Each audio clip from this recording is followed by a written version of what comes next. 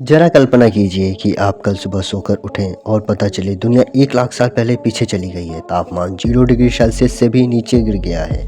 चारों ओर बर्फ की मोटी चादर नजर आ रही है। उस समय आप खुद को ठंड से बचाने के लिए क्या करेंगे?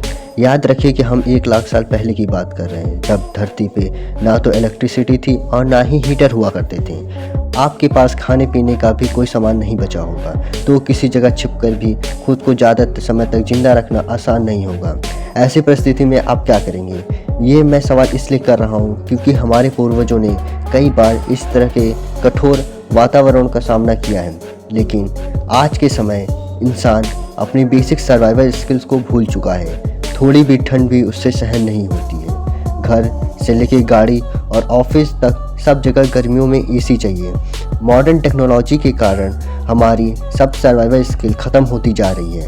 हालांकि पहले के समय कई प्रजातियां के आईसीसी जैसी परिस्थितियों का सामना किया है। फिलहाल हम यहाँ मॉडर्न ह्यूमंस की बात नहीं कर रहे हैं, बल्कि निरंतरता की बात कर रहे हैं, जिन्हें इंसानों का करीबी रिश्तेदार कहना गलत नहीं होगा। नैडालस एशिया और यूरोप के लड़ाके की ठंड में कई बार सामना किया है। साइंटिस्ट का ऐसा मानना है कि कठोर मौसम में जिंदा रखने के लिए नैडालस भी हाइबरनेशन किया करते थे। स्पेन सीमा डेल लॉस हेसिस नाम की एक गुफा में मिले नडाल के कंकालों पर जब रिसर्च की गई तो थ्योरी सामने आई कि नडालस भी हाइबरनेशन की प्रक्रिया अपनाते थे।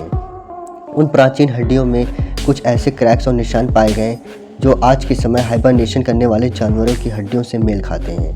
इस आधार पर वैज्ञानिकों का मानना है कि शायद से नडालस भी सर्दियों में और अंधेरी लंबी रातें खुद को इसी तरह जिंदा थे। आगे बढ़ने से पहले हाइबरनेशन को समझना जरूरी है। वैसे तो आप में से ज़्यादातर लोगों स्कूलों में इस बारे में पढ़ा ही होगा कि इस प्रक्रिया में जीव जंतु अपनी बॉडी से ज़्यादातर फंक्शन को शट डाउन कर लेते हैं, यानी कि खुद को स्लीप मोड में डाल लेते हैं। इससे उनकी बॉडी का टेम्परेचर कम हो जाता है, उनकी बॉडी और मेटाबॉलिज्म बहुत स्लो हो जाता है और उन्हें ज़िंदा रखने के लिए ज़्यादा एनर्जी की ज़रूरत नहीं पड़ती है। बॉडी में स्टोर फैट और एनर्जी से वो कई महीनों तक जीवित रह लेते हैं। जानवर प्रजाति और मौसम के आधार पर हाइबरनेशन का समय डिपेंड करता है। कुछ हफ्तों से लेकर 8 से महीने तक जानवर हाइबरनेट कर लेते हैं। हालांकि इस बीच कभी कभी जानवर स्लीप मोड से बाहर आते हैं और शरीर का तापमान नॉर्मल कर लेते हैं। हेमिंग बर्ड जैसे कुछ जीव रोजाना कुछ समय के लिए इस प्रक्रिया को अपनाते हैं। हाइबरनेशन के साथ साथ आप एस्टिवेशन को समझने, जिसे गर्मियों में खुद से जिंदा रखने के लिए प्रक्रिया होती है। जब ज़्यादा गर्मी पड़ती है, तापमान शुष्क हो जाता है, सूखा या अकाल पड़ता है, उस सिचुएशन में निपटने के लिए कुछ जानवर एस्टिवेशन करते हैं। हाइबरनेशन करने वाले जानवर का पहला ख्याल गिलहरी का आता है, जो 8 महीने तक स्लीप मोड में चली जाती है। इस दौरान उनकी हार्ट बीट बहुत स्लो हो जाती है। बिना हिले डुले ये कई महीनों एकांत जगह बिता सकते हैं। एक अन्य एग्जाम्पल भालू को देखने को मिलता है।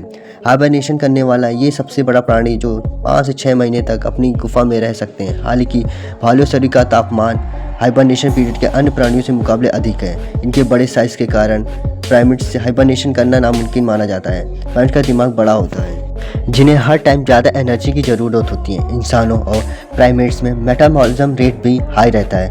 ऐसे में अब सवाल आता है कि क्या सच में नडालस में आइस एज में सर्वाइव करने अपनाया होगा? इसके लिए उनकी हड्डियों पे बने पैटर्न्स को समझना होगा। हड्डियों का सीटी स्कैन, फोटोग्राफी और माइक्रोस्कोपिक रिसर्च में कुछ बात सामने आई कि हड्डियों में टिश्यू डैमेज देखने को मिले हैं। इससे अंदाज़ा लगाया गया कि एडल्ट एज में हड्डियों का विकास रुक रुक कर हुआ होगा। हड्डियों में रुक रुक कर जो ग्रोथ एब्जॉर्ब की गई, उसी आधार पर वैज्ञानिक नडालस हाइबरनेशन की थ्योरी दी। उस समय सर्दियों के दौरान यूरेशिया का तापमान आज के मुकाबले 5 से 10 डिग्री तक कम रहा होगा। गर्मियों के औसत तापमान 12 से 15 और सर्दियों में टेम्परेचर 0 से नीचे रहता है। ऐसे में तो गर्मियों में तो सर्वाइव करना आसान था, लेकिन सर्दियों से निपटना अपने आप में किसी चुनौती से कम नहीं रहा होगा।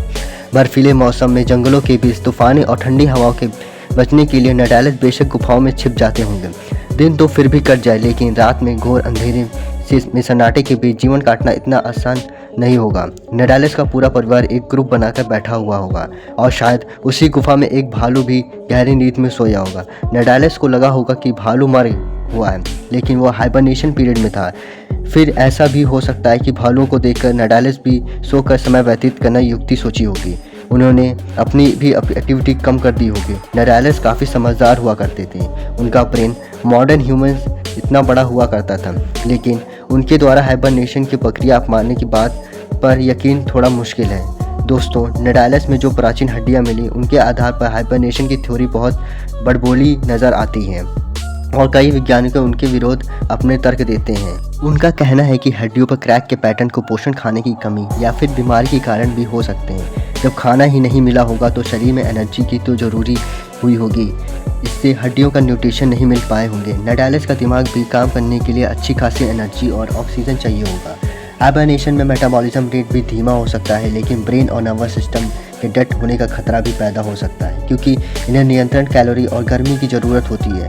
ऐसे हो सकता है कि कुछ समय के लिए नडालस ने गुफाओं में आश्रय लिया होगा और कुछ की तो मौत खाने की कमी के कारण भी हो गई होगी, लेकिन पूरी स्पीशीज़ में एक जैसा व्यवहार होने का ठोस सबूत नहीं दिखाई पड़ता।